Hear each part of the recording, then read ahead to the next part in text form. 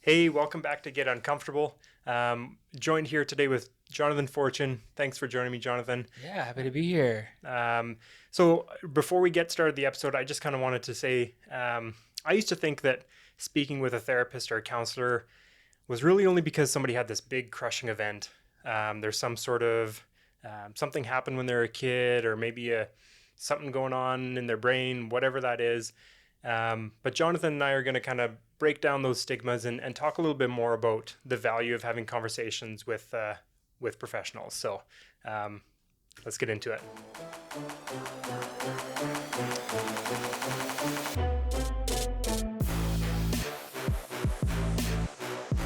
So again, thanks, Jonathan, for joining us.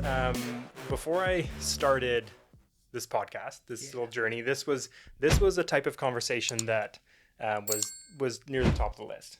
This is a big one for me. I think I have a lot of conversations with people about, just that journey through, whether it's a mindfulness practice or, talking to a therapist, talking to a professional, all that kind of stuff. So I really, really do appreciate you coming and joining and kind of sharing your wisdom and stuff like that. It's going to be a good one. To tell you a little bit more about Jonathan before I let him talk, apparently. So Jonathan is the founder of Theragen Counselling, specializes in trauma, specializes in men's mental health, IFS, ART, well known for its practical, down-to-earth style, and a self-proclaimed golden retriever. Warm, curious, and relentlessly non-judgmental. So I checked out your website. Yeah. So welcome again. Anything I can add on that? Like that's quite the list, Jonathan. Yeah, thank you. I mean that's a really good summary. I think all of those are just the sort of avenues that I fell into across the last few years that I started doing it. Okay. And yeah, I really do. I love it. I tell people all the time that this is the first job I ever had, that I've never had a day where I'm like, don't want to do this. I could do something else. Yeah. It's just, I love it so much. Awesome. Yeah. Awesome. Yeah. Very cool. Well, we appreciate you sharing your passion and your love for it with the world and stuff. I don't want to totally take over the first bit here, but I think if you're cool with it, I'd love to share with you a little bit about my journey. Yeah. And kind of like what brought me to talking to a therapist, if that's cool with you. So I guess there's a couple different things, and because, like I said in the intro, I really never thought it was something that I should need, right? Yeah. And I think that's where a lot of people, and I have a really close friend of mine that I've had conversations with, and you start talking to people, whether they have spoken with somebody or, I'm going to stop myself right now. So if you don't mind, as I'm going through, because there could be ways that I can talk differently about this as well. Feel free to stop me, right? I'm here to learn. Sure. So if there's, and I guess to go back to my story, talking to really close friends, I have a really close friend of mine that knew something was up, right? Yeah. Knew something was going on, didn't know what it was. Went to a therapist, I believe, right? And and it was like the therapist at the time, this was quite a while ago, and I don't know who it was. But it was like, okay, what happened? Mm-hmm. Like, what's going on? And they're like, I don't know. Yeah. Okay, what, like, the let's learn about your life, your parents, your siblings, your whatever. It's like, no, like nothing happened. Everything was great. And I think that's why a lot of people get into it and feel as though if there wasn't this big event, right? Often people feel like there's no reason to go in and have those conversations. So I guess for me, what I found was I knew something was impacting me consistently, right? Yeah. And then thankfully, and another plug for Mind Pump, the guys on Mind Pump, Sal on Mind Pump talks very highly about, everyone should talk to a therapist at some point in their life, right? Preventative maintenance, whatever it is. Mm-hmm. I heard one of their episodes where they talked about that. And then at the same time, somebody very, very close to me, I was at lunch with them, and I think it was kind of a self-doubt thing. And he just looked at me and said, time to go find somebody. He set me up with a couple names. And from that point on, I started to see, and I didn't go often, and I don't go consistently right now, but I saw such huge benefits to just going and like laying it out for someone that really respectfully. Didn't care as much like if I'm going to lay it out for my Totally. wife or whatever Yeah. like that. So that's kind of where my journey was. And then I found crossover and carryover into like being a better father, being a better husband, Mm-hmm. being, my fitness, my body image stuff, my business especially. And I didn't know why I went in, but I think I kind of went in for pressures of business and then came out with all these big wins. So that's, I guess I want to share that because for me that's how my introduction came. Mm-hmm. Is that similar? Like, do you find a lot of people that just struggle, especially men that just struggle to just like go in without a specific reason, or how do you see that? Yeah, yeah. I mean, I think that's especially the case for us guys, not having the language, or they're not used to having conversations like Yeah, this, yeah, right? And I think sometimes that impacts their relationships, that impacts a lot of different avenues of their life, right? mm-hmm. But you're right when you said that when you went in, you kind of had this expectation of there needed to be this big reason why I am the way that I am. And it Yeah, needed to be like a really concrete thing that happened. But right, a lot of the time, the work looks like having this third party outside your life that isn't your friends or your family that kind of guide conversations a certain way, right? yeah, But having that third party and different perspective yeah, and the relationship that's developed in that, that's what's so beneficial. yeah, Yeah. yeah, for sure. Why do you think that's? I guess is that a stigma? Like, just the reason? Because I've talked to like I'm blessed to have some people in my life, some, you know, men between the age of 30 to 35 or 25 to 40 or whatever you want to say that are very open in having conversations. Yeah. And I hate to say it, like if those guys are listening to this episode, they're like, yeah, like Brenton's turning into. I ended up going to Edmonton with one, and when we got out of the vehicle, we met up with our other friends. We were going to an Oilers game, Mm-hmm. and got out of the vehicle, and the other guy said like, "How was the trip?" And then the one I was with kind of just like, well, naturally, me and Brenton just had this like 4 hour super deep conversation. Right. Like it's, Yeah. but Yeah. I think it's something where I'm blessed to have some of those people that will ask the questions and then will listen and then that feel comfortable enough to share with me because I love to listen. Mm-hmm. But is that something that like, do you see that changing bit now or why is it so hard for us to get through that threshold and just start having those conversations? Yeah, yeah, and this kind of has to do with that name Theragen. So when I created that name, it was like in COVID time, and I was really noticing the conversation, especially around mental health and men's mental health, Okay. really sort of shifted, and we're kind of noticing that now Yeah. playing out. Like we're really kind of noticing that people are talking about it more. People in podcasts are talking about it more. It's kind of opening up a little bit more, Okay. and really that's sort of like a societal expectation of men in a way to kind of hold it all in. Yeah. It's kind of what we're told we can and can't be pretty early on, right? Yeah. Yeah. Yeah. So when you say you came up with Theragen, like I guess going back and we kind of jumped right into it, but how long you been doing this? Like, Yeah. has it been something that you've always wanted to do? Mm-hmm. Yeah. Yeah. Tell me about the grassroots of it. Yeah, totally. I don't, it's not something that I've always sort of thought I would be doing years ago. Mm-hmm. But the sort of healing journey started with myself first.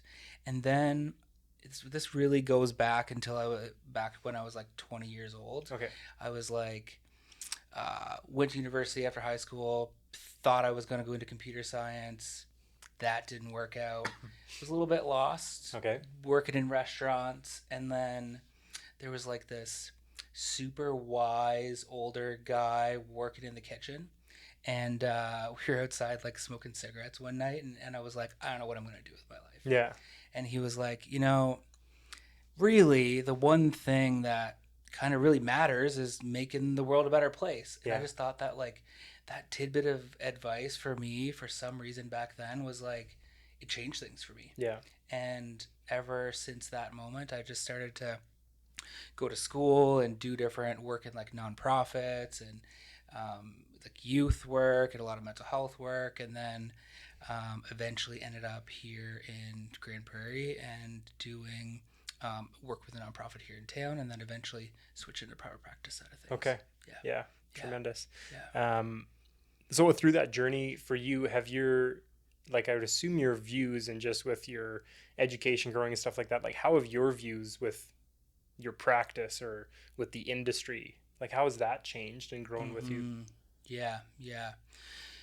Especially over the last few years, I've definitely noticed a lot more people more willing to access service and open up once they do. Yeah. Like I think society is priming people in a way. Of Mm-hmm. course, it's difficult for a lot of people and Yeah. was for me a long time ago. Yeah. But I do think things are changing a little bit. Yeah. Yeah, Yeah, totally. yeah. And yeah, just like some of those misconceptions, right? And I think that's again we talked about in our 2 minute conversation before we turn on the mics and stuff Mm-hmm. like that. We talked about just the like how the misconception and you just realistically of how to get into it, and then you just kind of see the value in it, right? And there's Mm-hmm. so much carryover, and I can't say that enough because like I went in feeling essentially feeling like I was always behind, Yeah. right? And for me that was like, and it's still prominent, I would say, like it's still something that I'm actively working through, um, and it's hard for me to talk about with a lot of people because luckily it's just you and I in the room, Yeah, but yeah, yeah. but it's hard for me to talk about a lot of people because you get the as an example, I bought a house, like I mortgaged a house, but I bought a house when I was 18. Yeah. Like it was just before I turned 19. So then anytime you go to somebody and say like I feel behind, and you're trying to tell somebody that you feel behind when as a 20-year-old you're paying a mortgage and you have renters and you have a decent job and all this Mm-hmm. other stuff, it's like it's hard to, a lot of people don't really receive that, right? And so I think one of the misconceptions is kind of how necessary it is to talk to the professional side of it, and then really the carryover, because I went in feeling like I was always behind, and then all of a sudden it was like, you know fitness journey is different after having those conversations, business practices are different, Yeah. I'm more confident in my marriage, right? And I think that's why I'm so passionate about kind of like telling people about my own journey, is because it just has impacted so many different. I didn't go in with a conversation about my wife, right, to a therapist, but I think leaving after a few sessions, I was a much better husband. Yeah. And in my marriage, we have better conversations. And now through that, I'm a better father and all that kind of stuff, right? Yeah. Um, Yeah, and we're kind of back to that idea about expectations, right? Like, what are the expectations of what it means to be a man and provider and yeah, holding things in and that being stoic with everything, right? right, And really, we take on those beliefs as we kind of go through life, right. right? And I really see therapy sometimes as being able to kind of like unpack that a little bit and let go of some of those belief systems that we've taken on, Yeah, and in turn sort of we have some relief with that and some yeah, behavior change too. yeah, yeah. Yeah, So when you say belief systems that we've taken on, yeah. I think I listened to a book on like, again, correct me if I'm wrong, attachment theory, Mm-hmm. right? Mm-hmm. Is that like, Mm-hmm. so that's like where you have stuff that you get from your parents and your childhood and stuff like that. Am I hitting the head like I'm Yeah, I mean, close-ish? yeah, yeah, absolutely. And I think really like when we're born into this world, we come without any of these sort of ideas, Right, right? And then parents, society places these sort of expectations on us, right, right, about what that means. right. And we gather those expectations through our experience of working with people and interacting with people in the relationships that we surround ourselves Yeah. with. Yeah. So is that kind of transfer over? Because I'd love to chat with you a little bit about like your specific practices and kind of, not to sound like a commercial for you or anything like that, but kind of what sets you apart with that, with your practices of the IFS Yeah. Yeah. and the Totally. ART and stuff like Yeah. that. Like, so is that kind of where that came from for you? Yeah, and I mean, I think that sort of expectations of what it means to be a man is something that I had to really do a lot of work on myself before I went into this work. Because, I mean, I'm on the very opposite of that spectrum, right? Of like what it means to have tough conversations and what it means to not hold back in doing that, right? And Mm. I really believe like do unto others as you would do unto yourself. So there's nothing that I haven't done that I wouldn't ask anyone else to. Yeah. And when it comes to sort of the how I do things, I'm really liking IFS right now, and it's really hot in the mental health sphere and on all the podcasts and everything. And Okay.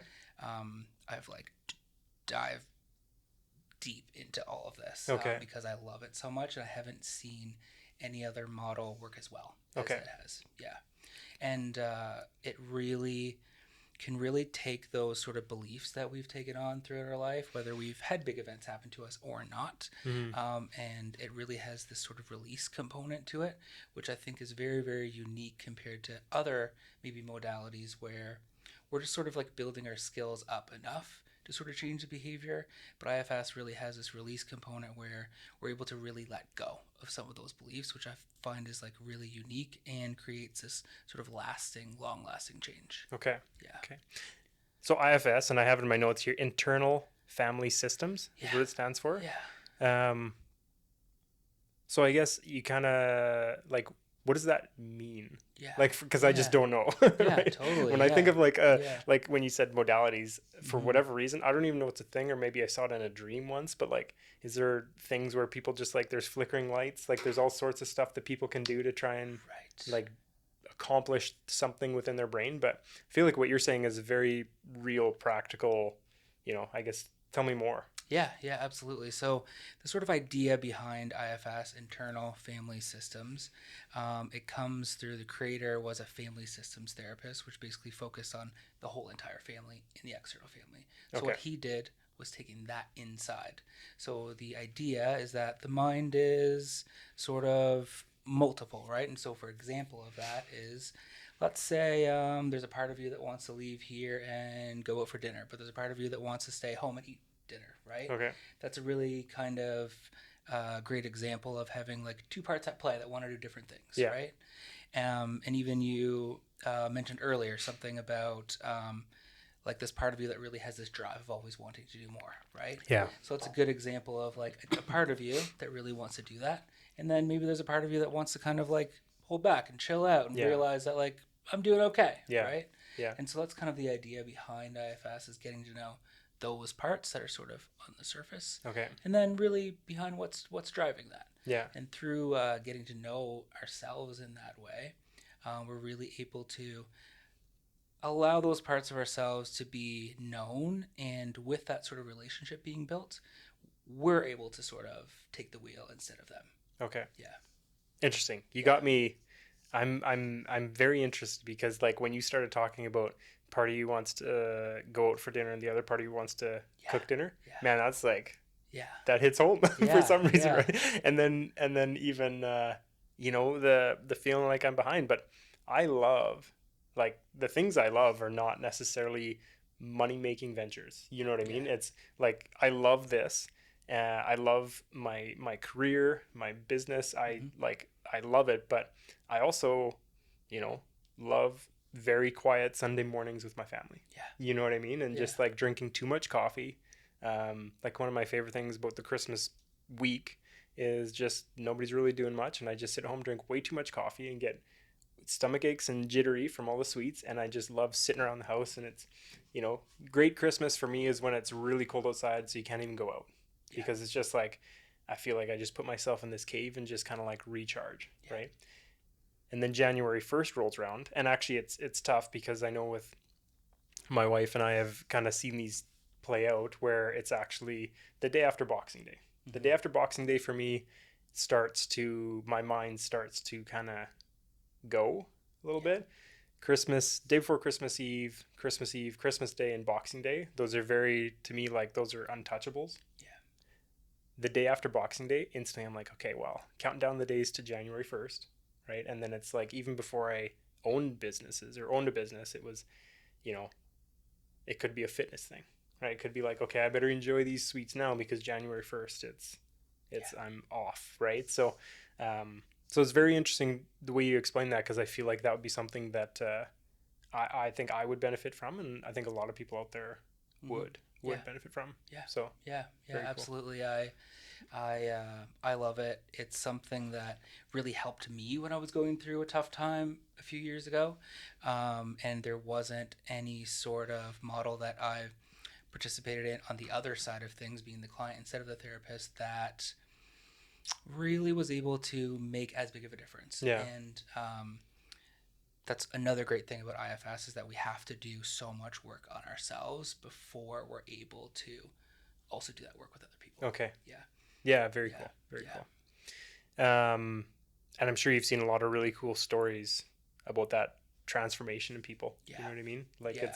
is it something where people, there's like I want to say a quick turnaround, but is that something where people feel a pretty quick adjustment? Yeah. Yeah. Really, the sort of idea behind IFS is accessing ourselves, right? Like instead of being blended with these parts of us who do want to do all of these different things, getting to know them, building that trust, and accessing the us, that's the us in there, Okay. that isn't blended by those parts, Right. right? Right. And so when we're able to do that, that sort of relief that we're able to feel like right away when we're accessing that part and that sort of core self, right, is massive. Yeah. Yeah, and you can really feel it too. Like what I love about this model is you can feel the difference in your body when you're able to build those relationships and that change that happens. You can like feel the relief there. Crazy. Yeah. Well, you got me sold. I'm Yeah. gonna have to check. I'm gonna have to Yeah. set up some time with you or something like that. I think that Yeah. would be, and I imagine you can do it in just the way you're explaining. I imagine you can do it in all different aspects of your life, and you could probably do different sessions for different Totally. Yeah. mindsets and Yeah. all that kind of stuff. So Yeah. Yeah. Absolutely. Like it is probably the sort of number one go-to model for trauma right now. okay, But it's so useful in so many different aspects yeah, when it comes to like motivation or anxiety or whatever it is that people have going on. It's so great for that right, too. Yeah. right. Yeah. Yeah. We talked about earlier too, and we can always come back to the modalities and stuff like that. But I think one thing that it seems like everything you're saying, I go back to kind of my own perception of all this, and to be totally honest, it's hard not to assume that there's going to be some guy out there, and I hate to say it, but Yeah. there's probably guys that I spend a lot of time with, right? Yeah. That if they were to ever listen to this, they'd kind of, I don't know, shut it off or whatever, because there's probably a time in my life where I just would have been like, boring episode, not really for me, right? It's kind of, you know, not sure what happened to Brent, but different guy now or Mm-hmm. whatever. Mm-hmm. So I guess I don't really have a specific question, but I'm struggling with, and maybe you could just kind of talk me through this. Like, where is that? Um, like, why is it so tough to be vulnerable sometimes? Like, that, I guess it's not a great question, but like, if I'm looking at like masculinity and being vulnerable and all this kind of stuff, for at whatever point I made a bit of a shift, and I'm pretty confident. Like, I struggle with confidence, but that's one area where like I'm totally fine. I know I cry. Yeah. Like I know that's a Yeah. thing, and pretty much everybody that sees me out in the world knows that like you put me up, like I did my brother's wedding speech kind of thing, and it was like probably not even a good speech, and I could barely make it through. Yeah. Like I know, if somebody passes around in our family, I know I'm not getting that call to do the eulogy. Like I'm Right. just not that guy. I wear my heart on my sleeve. I'm an emotional guy, and depending on how this conversation goes, this fan in here might blow some sand in my eyes too, right? Like I Mm-hmm. get that, Mm-hmm. but why is that so hard? Even now, like if I have a time where I do a speech or, we did nightlight walk, a walk last fall, and I got up and I said a couple words, and there was something that just came over me, like looking out, and I didn't like have a breakdown, but looking out over all these people that came out to support our event for, you know, for a wonderful cause to support Odyssey House, like I got emotional. Mm-hmm. I couldn't sleep that night because I was like, man, my voice cracked when I was saying that speech, Mm-hmm. and I really like, I wouldn't say hated it, but I really didn't like the fact that I showed emotion in that moment. Yeah. Why? Like, what's Yeah. going on? Why is that so difficult for most people?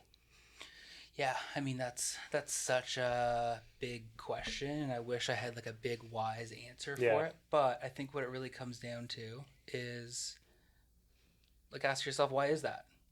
Like, why is that for you that you do have that part of you that comes in after that's like, oh, was it too much? Yeah. Why did I get emotional? Why was I vulnerable? Right? And it really is back to like those expectations that we have that are placed on us about what Yeah. we can and can't be, right? Yeah. And those beliefs that we have. Yeah. And I think the same goes for any sort of listener that maybe has some reservations around listening to a podcast like this, Yep. right? Um, and really ask themselves, okay, why? Like, Yeah. why not give it a shot? And Yeah. similar to you going into therapy for the first time, thinking that it was going to look like diving into childhood and you're not finding anything. It doesn't need to look like that, and it Yeah. doesn't even need to look super vulnerable in the beginning. Yeah. It sometimes doesn't look any different than having a conversation like we're doing right now. Yeah. Yeah. Yeah. Oh, totally. And, you know, excuse me, realistically, and I think that was just, you know, going into my first appointment, Yeah. I can picture it now. I not probably, I remember it very clearly. I sat in my truck and I like looked around to make sure the parking lot was empty. I probably booked it early in the morning so that it wouldn't be that busy. I pulled up and it was like, it's close to like another office in the same industry. So I was like, oh, this is kind of weird. Hopefully, not a bunch of people from that office kind of see me walking in here. Mm-hmm. And I just went through this whole loop of stuff. And I went from that, and like this would have been probably 3 years ago now. So I went from that to literally like finding a platform where I can just share it as much as possible. Right. And I kind of got, and I recognize I probably got annoying. I remember, so I went a number of times, probably 6, 7, 8 months later. It was Christmas. And I remember being at like Christmas dinner at my sister's house. Mm-hmm. And for whatever reason, I found it was a great time to like say, yo, all you guys should go to therapy. And I don't care what's going on in your life. Mm-hmm. And I just went on this whole big thing. And I remember being so resolute that like, these are the people that I love the most. Yeah. And I just want to see them get an ounce of the benefit that I've seen. Right. I don't know what made it an easy shift because now it's like, I'll talk to anybody and pretty much anybody that will listen, I'll say like, go check it out. Like if it's 1 or 2 sessions, go check it out. Um, I don't know necessarily I guess maybe that's a question for you again.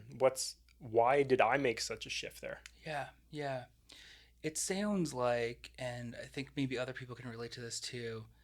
There was a fear there, Yeah. right? And then you kind of open that door a little bit, and then you kind of like put like one toe in, Yeah. and then you realize the other side. You're like, oh, okay, this isn't that bad. Then you like stepped in the door a little bit more, and then all of a sudden we're doing this, Yeah. right? Because the other side of that door didn't really seem as bad as what you thought it was. Yeah. And I think that's the same for a lot of people that maybe have some opposition to vulnerability. Yeah. Then they try it, and then it's not as bad as what they Yeah. thought. Yeah. Or in my case, tremendously like way better. Because so in that like the get uncomfortable name Yeah. kind of comes from like, and my little tagline in the back of my head with all this stuff is everything that you want is right on the other side of discomfort. Right. Yeah. And I truly believe that because if I'm looking at, and it transfers from like, again, I will go from, say if we take 3 big pillars and we'll say business, family, and fitness, right? Like if you look at, business, so I guess, and I kind of talked about it before, but so listening to Mind Pump, and which was like, so it's a fitness podcast, Mm-hmm. right? And it was 2020. I remember very clearly driving out to a showing. It was out in Fairview because there wasn't a lot going on, so I was showing houses in Fairview, right? Driving out to Fairview, I'm like, man, sick of all this music. I've been watching TV for 3 weeks. Mm-hmm. Like, I just need something else. Found this podcast totally randomly, and that was one of the first things. I think the first episode I listened to was like, in a fitness journey, you got to start by loving yourself more, Yeah. right? And they got shirts, I think, that say love yourself or something like that. So it just kind of resonated with where I was at, kind of got my fitness going. But then to hear them talk about, to hear them talk about seeing therapists or talking to counselors, and then shortly after having that conversation with my friend, like literally that shift, making the decision that that was the right idea, translated into, buying this business. And it was a very quick, it was like, I felt like I should, something was missing, went and talked to somebody. A couple sessions later, we kind of had a bit of a breakthrough, I guess you'd call it. Mm-hmm. And I realized that this is what, not necessarily what was missing, but it was a big ticket for me that I felt I needed to try. Yeah. Right. Yeah. And so if I look, and then that was, 2.5, 3 years ago that I bought this business. And looking back now, it's like one of the most fulfilling things I've ever done Yeah. and been a part of.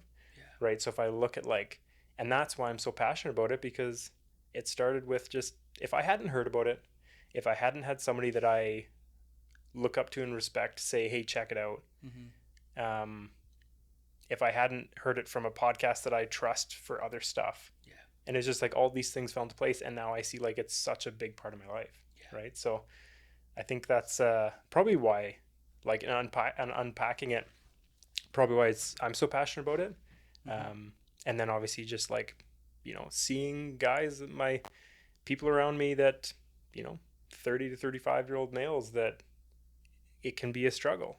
Right. And it's like one of those things that you really want to see people just kind of unlock some stuff, not to be so hard on themselves. Yeah. It truly is what it comes from. So, Yeah. Yeah. very cool. And I mean that the name of this podcast, Get Uncomfortable, right? I think we're uncomfortable with so many things we do through our life, right? Yeah. Whether it's fitness or business. Yeah. And we do hard things, and usually the other side doesn't look as bad as we thought it was going to. Totally. Yeah. Why is mental health any different? Is Yeah. kind of the big question, right? Yeah. Yeah. And it, again, like it was when I was thinking about this, and it was probably something I learned from this therapist. It was, what would your life look like if you never, like, how did she word it? How would you feel if you never ever tried? Right. And then I did a podcast, I did an episode a while ago where I built this smoker, like, and it was such a mess. And it's like, I'm so happy I did it. It cost me too much money, spent too much time, and it was an absolute waste. I threw it away. But I'm so happy I did it, because now I don't have to go through the rest of my life thinking, hey, I could build a smoker, or one day I should build a smoker. Now, like, and the line that stands out to me from that is like, no, I don't have to worry about that because I tried it and it sucked. Right. Yeah. So at least like you're going to get off that fence one way or another. Either it's going to work really, really well, or you're going to know that when you do something tough that you're on the other side of it, and it was worth the shot, kind of thing. So yeah. Interesting. Yeah. So how do you find, and from my own journey looking at like mental health from a business perspective, like how much directly correlates between business or performance that comes from mental health? Like I would love to kind of unpack that a little bit and see what you think about whether it's an athlete doing 100-meter dash, or hockey player, or Fortune 500 CEO. Like, how do you think that performance actually comes from the state of the mental health? Yeah, that's a really good question. I think that is sometimes what can help bridge the gap between performance and mental health, right? And getting people a little bit more on board with mental health. Because if our mental health gets to the point where maybe we're not able to do something, right? Or if we're able to build our mental health up enough, then we can do even more, right? Yeah. So let's use sports, for example, right? If you talk to most people that go to the Olympics these days, there is a mental health component into that training regime that they're doing, right? And that tells us how huge that mental work is on that fortitude and continuing on, and the stress of it all. And without that, they probably wouldn't be Olympians. Yeah. And I guess it's just like the consistency of someone that, like, to put that much pressure on themselves and like to be at their absolute best and get that tenth of a second more or whatever, Yeah. right? I think Yeah. it's obviously you're really fine tuning at that point, but Yeah, and really back to that like expectations of ourselves, right? And those belief systems that we have. And if we change that I can't do it to I can do it, then that's mm-hmm, huge, right? mm-hmm, We're going to do so much better in so many different areas of our life if we have that can do it yeah, idea instead of can't, right? yeah, yeah, Yeah. interesting. So what do you think? How do you get more people to give you a call? Like Mm-hmm. what's the ticket there? Yeah. Yeah. The ticket is having more conversations like this, Okay. having conversations like someone had with you that you're having with other people. Um, Really, relationship is everything, Yeah. right? Like that is how we develop things with ourselves. That's how we change the world. That's relationships is everything, and we know that down to like that scientific level. And that's why therapy works, is Yeah. because that relationship that we have with someone else can really help rewrite things inside of us. Yeah. Yeah, Yeah. Awesome. yeah, Speaking of changing the world, how and going back to that conversation with the cook, yeah. like where does it go? Where does it go from here for you? Like, is it just consistently, like you just want to keep impacting? Like I would Mm-hmm. imagine, like just one life at a time and just kind of getting out and as many people as possible. Like what really gets you going is kind of what I'm learning. Yeah, Looking yeah. for. Really helping people on that one on one, like sort of micro level. I love that work. And also being a group practice owner too. Like Theragen's a group practice. We have a few other clinicians, and just really able to help more people in this way is huge for me.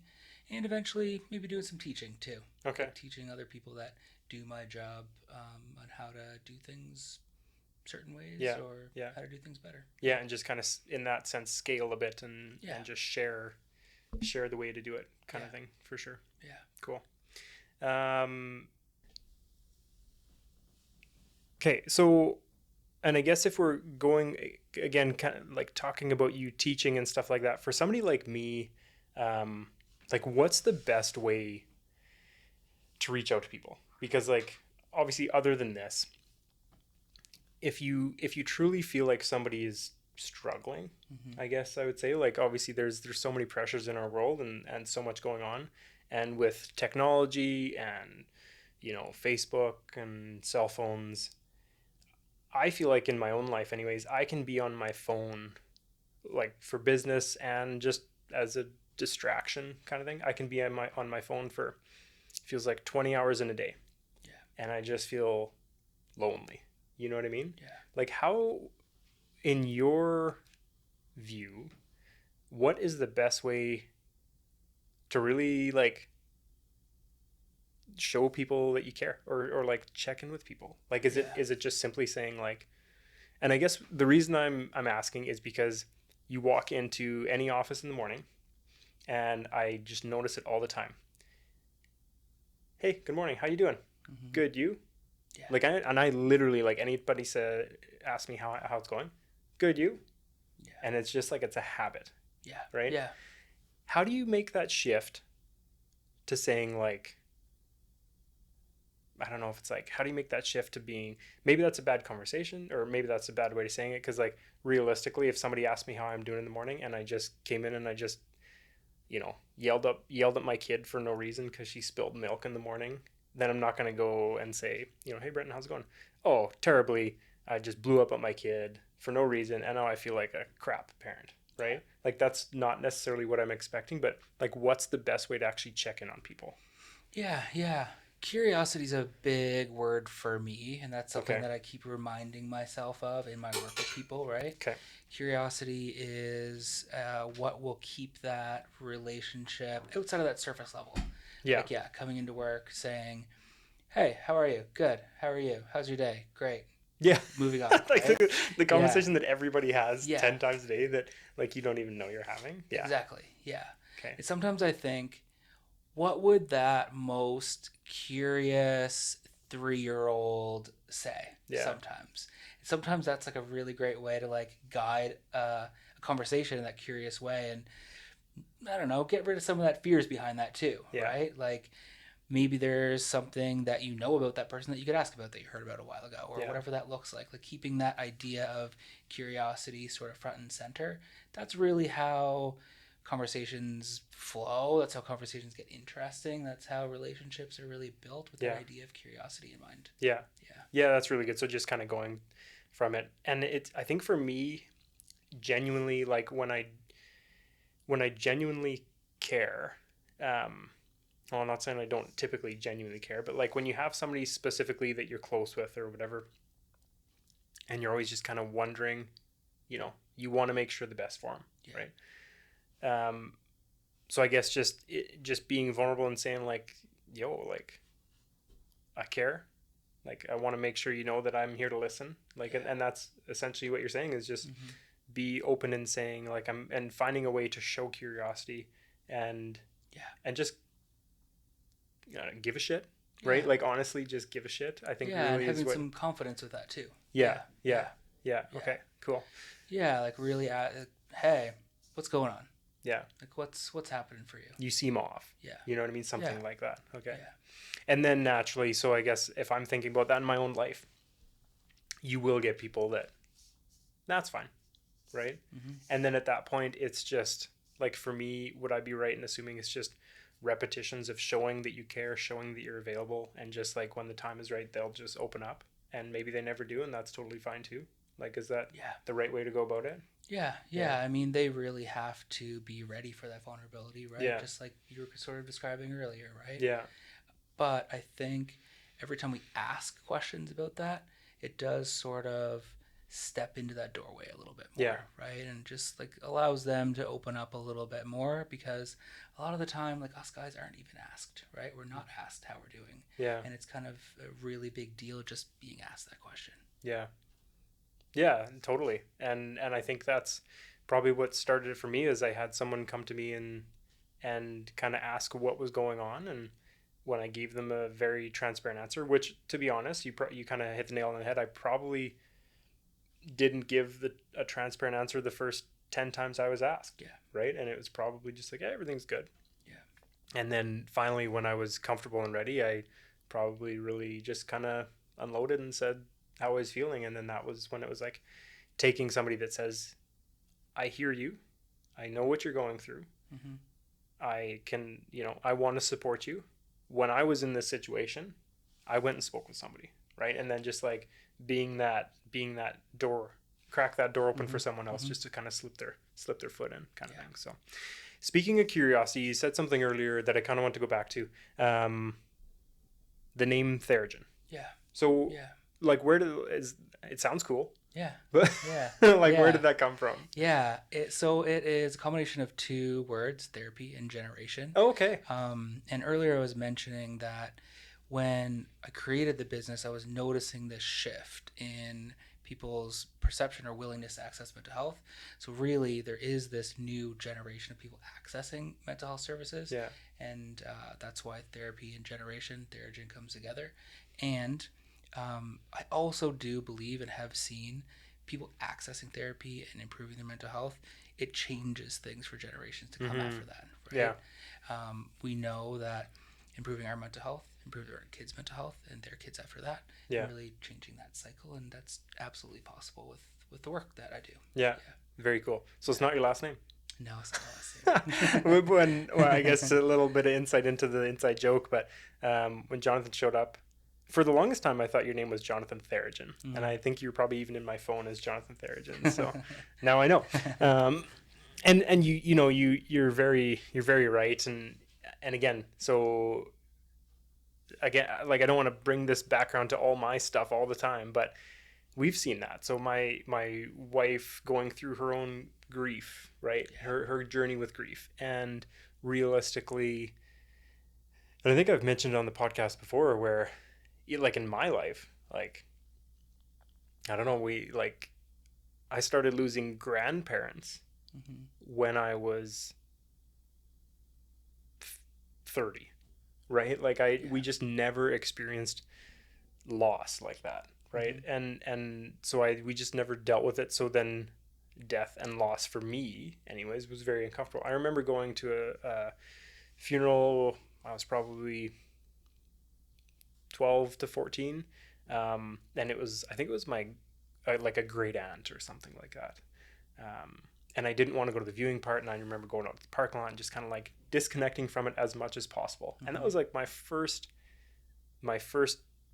kind of being subjected to loss, which is crazy at 14, 15. And it was like kind of a, don't want to downplay it, but like a more distant loss, right? Um, my wife has seen more, unfortunately, as she was growing up. But then realistically, when she lost her mom, it just flicked this switch of like, obviously that just threw our world upside down.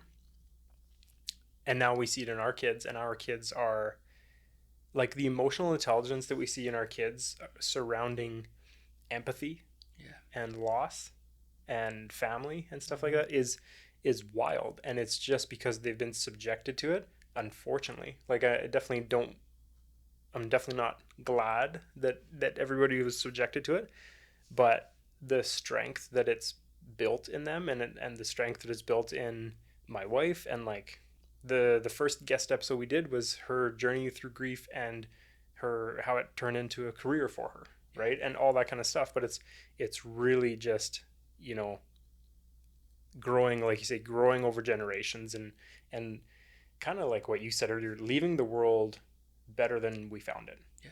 right? It's that cultural thing where you see in cultures where it's like leave a space, leave a thing better than you found it. Yeah. Whether you're, I don't know, whether you're wiping up somebody else's pop at the fountain pop thing at McDonald's, Yeah. or you're teaching your kids how to navigate terrible situations, right? I think it's truly just giving people the tools, and leaving the world better than what we found it. So very, very cool, um, cool way of building a name, building a company really around your practice and your why, I guess Yeah. I would say.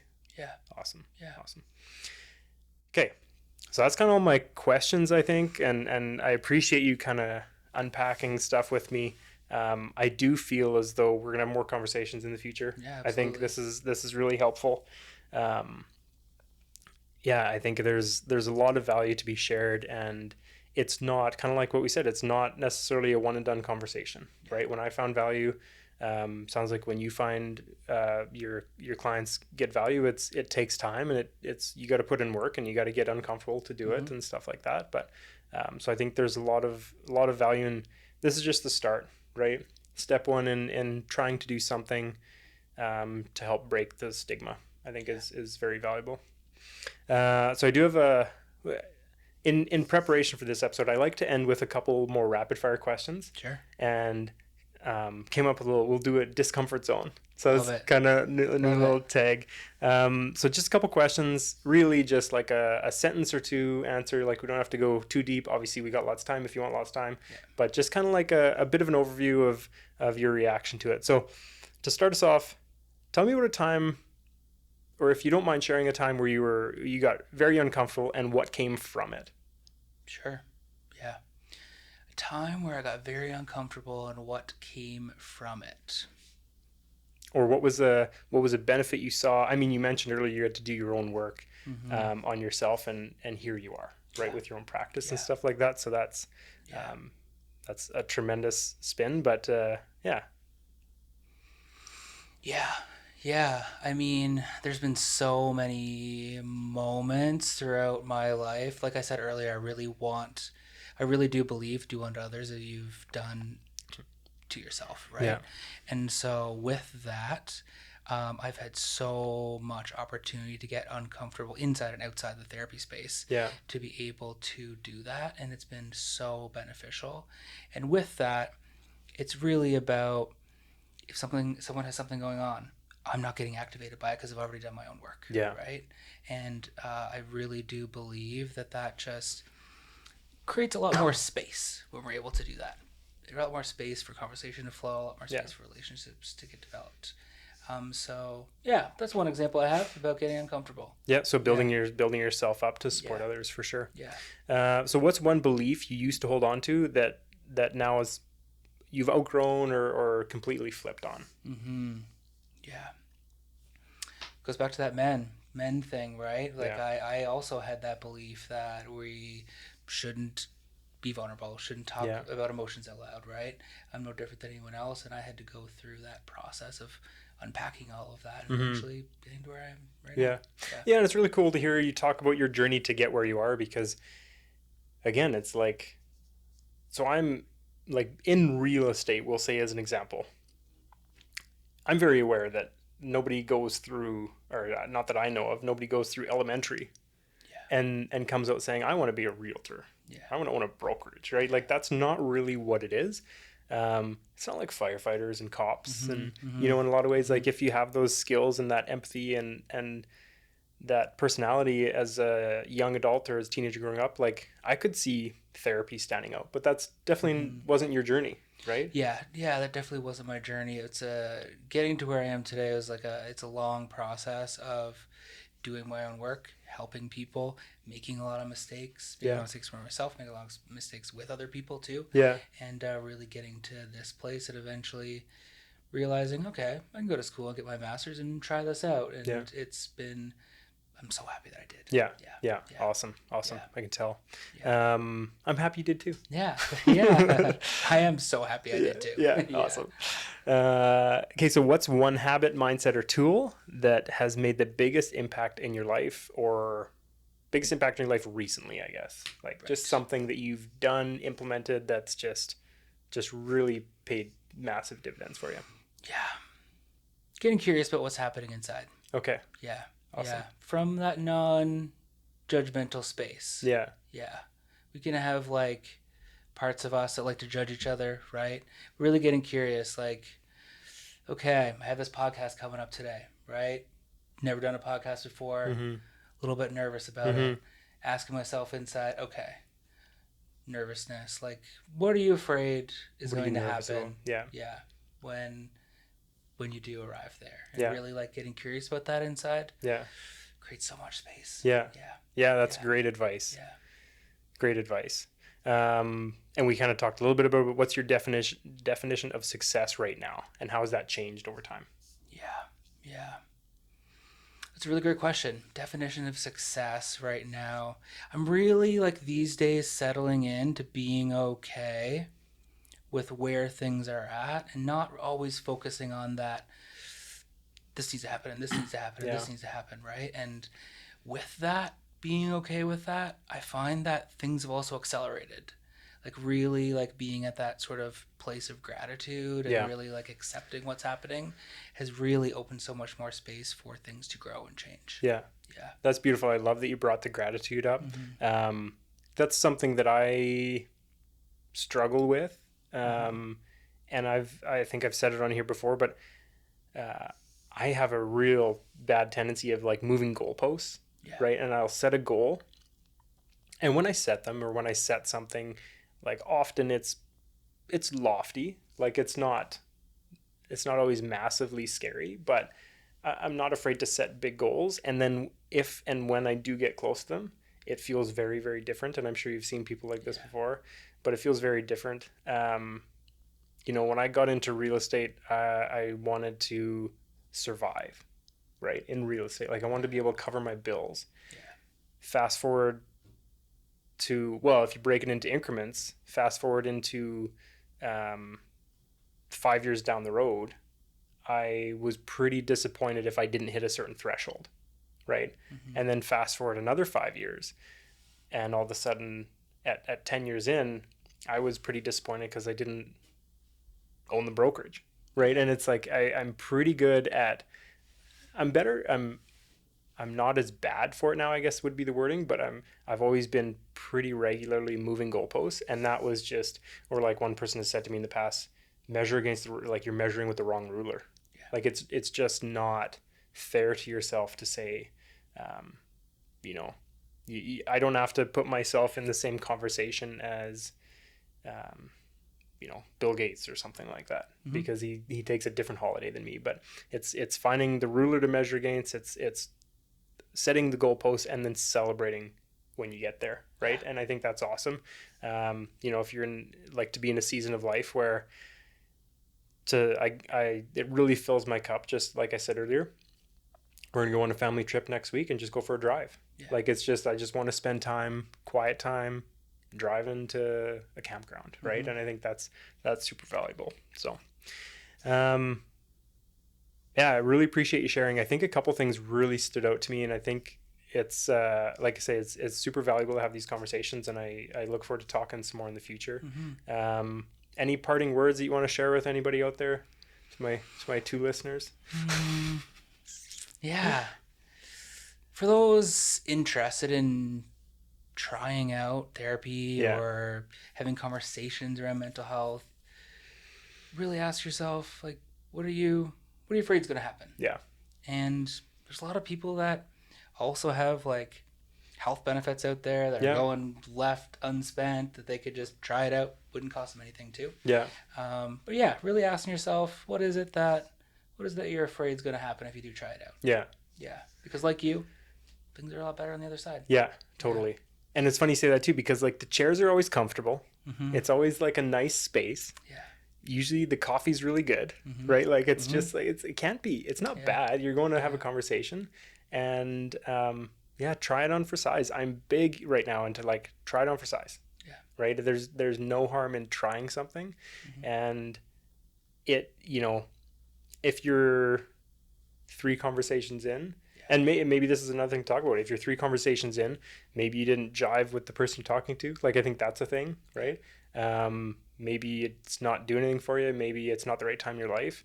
Or you could be like you're 3 conversations in and your life is just, compounded immensely, right? Like there's 2 different ways this could go. And you're not really losing that much. It's not like you're making this massive investment in time or effort or money. It's like a very small investment to effectively buy a lottery ticket. Like that's kind of the way it stands out in my mind right now. It's like there's a lot you can unlock again. So I really appreciate it. So I mean, where can people find you? Obviously Theragen Counselling. Theragen.ca, you can find us there.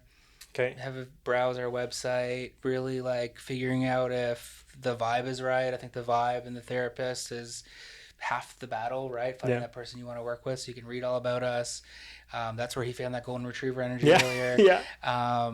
Figuring out if there's one of us that you think would work well with us. Yeah. We do like free 20-minute consults, so there's like no pressure at all to figure out if didn't know we're that. the people that Awesome. you So it's like literally zero risk to have a conversation.